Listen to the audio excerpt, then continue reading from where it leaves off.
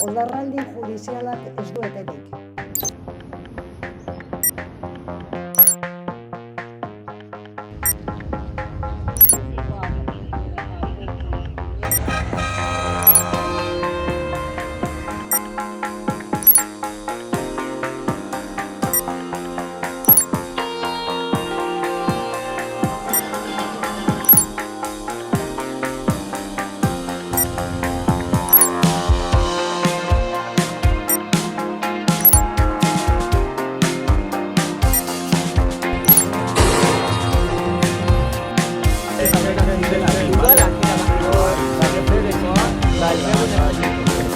Itxaropen eta ekimenez jantzita, jar gaitezen etorkizunera begira.